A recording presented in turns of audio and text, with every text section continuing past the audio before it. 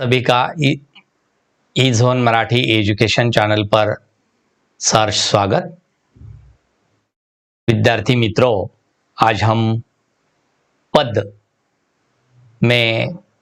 विचार में जो पद की परिभाषा और पद के भेद में इस ऑनलाइन लेक्चर पार्ट 2 में आज हम जो कुल हिंदी में पद के 5 भेद है उसमें जो दूसरा प्रकार है भेद है जो उसे सर्वनाम कहते हैं, उस सर्वनाम का ऑनलाइन लेक्चर आज हम जानने वाले। सबसे पहले पद की परिभाषा, क्योंकि हर एक पद में हमको पद की परिभाषा जानना बहुत जरूरी है, बहुत आवश्यक है। इसलिए सार्थक वर्ण या वर्णों के समूह को शब्द कहा जाता है।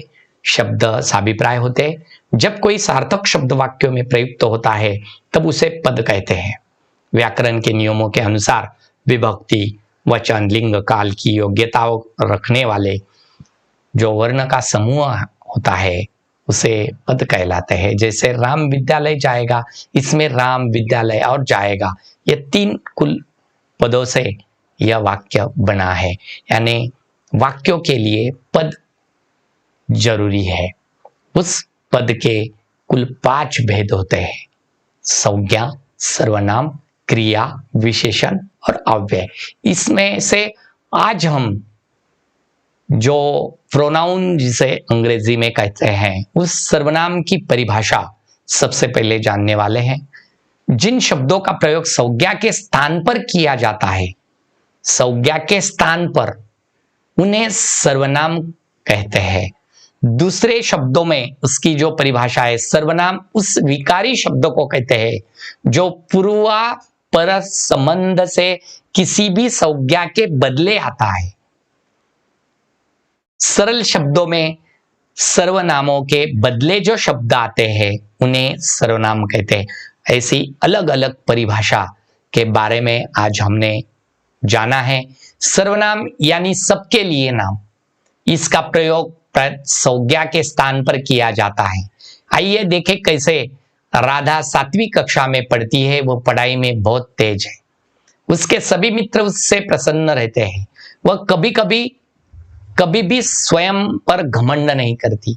वह अपने माता पिता का आदर करती है। आपने देखा कि ऊपर लिखे अनुच्छेद में राधा के स्थान पर वह, उससे, स्वयं, अपने आदि शब्दों का प्रयोग हुआ है। अंत ये है, अतः ये सभी शब्द सर्वनाम है क्योंकि राधा के बदले वहां पर उसे उपयोग में लाया गया है। इस प्रकार संज्ञा के स्थान पर आने वाले शब्दों को सर्वनाम कहते हैं। मैं, तू, वह, आप, कोई, यह, ये, वे, हम, तुम, कौन, क्या, जो, सो, उसका आदि सर्वनाम शब्द है। अन्य सर्वनाम शब्द भी इन्हीं शब्दों से बने हैं जो लिंग वचन कारक की दृष्टि से अपना रूप बदलते हैं। जैसे राधा नृत्य करती है, राधा का गाना भी अच्छा होता है। राधा गरीबों की मदद करती है, राधा नृत्य भी करती है, उसका गाना भी अच्छा होता है। वह गरीबों के, ऐसे हम उसे उपयोग में ला सकते हैं। सर्वनाम के जो भेद है कुल 6 भेद है। पुरुषवाचक सर्वनाम यानी पर्सनल प्रोनाउन, निश्चयवाचक सर्वनाम डेमोन्स्ट्रेटिव प्रोनाउन, अनिश्चयवाचक सर्वनाम इंडेफिनाइट प्रोनाउन, संबंधवाचक सर्वनाम रिलेटिव प्रोनाउन, प्रश्नवाचक सर्वनाम इंटरोगेटिव प्रोनाउन, निजवाचक सर्वनाम रिफ्लेक्सिव प्रोनाउन। ऐसे कुल 6 भेद सर्वनाम के हैं। अब उसके बारे में हम जानकारी लेने वाले हैं। अंत तक देखना मत भूलिए विद्यार्थी मित्रों, क्योंकि अंत तक आपने देखा तो आपके समझ में सर्वनाम और सर्वनाम के जो कुल 6 भेद है उसके बारे में आपको पूरी जानकारी मिल जाएगी।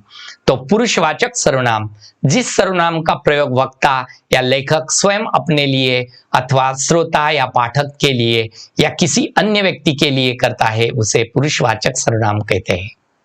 देखिए, जिस सर्वनाम का प्रयोग हम वक्ता यानी बोलने वाला, लेखक स्वयं अपने लिए करता है उसे पुरुषवाचक सर्वनाम कहते हैं। उसमें कुल तीन भेद होते हैं, उत्तम पुरुषवाचक, मध्यम पुरुषवाचक और अन्य पुरुषवाचक। जो दूसरा भेद है निश्चय वाचक सर्वनाम, यानी जिन सर्वनाम शब्दों से किसी दूरवर्ती या निकटवर्ती व्यक्तियों, प्राणियों, वस्तुओं और घटना व्यापार का निश्चित बोध होता है, उन्हें निश्चयवाचक सर्वनाम कहते हैं। जैसे य, व, ये, वे, इन्होंने, उन्होंने आदि।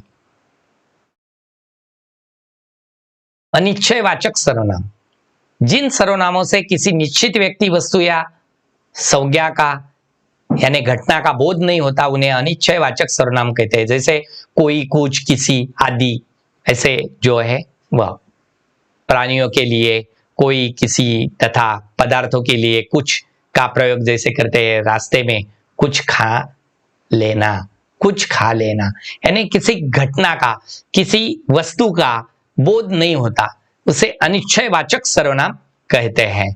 तो संबंधवाचक सर्वनाम, जो सर्वनाम शब्द की किसी वाक्य में प्रयुक्त संज्ञा या सर्वनाम का अन्य संज्ञा या सर्वनाम के साथ परस्पर संबंध का बोध होता है, उसे संबंधवाचक सर्वनाम कहते हैं।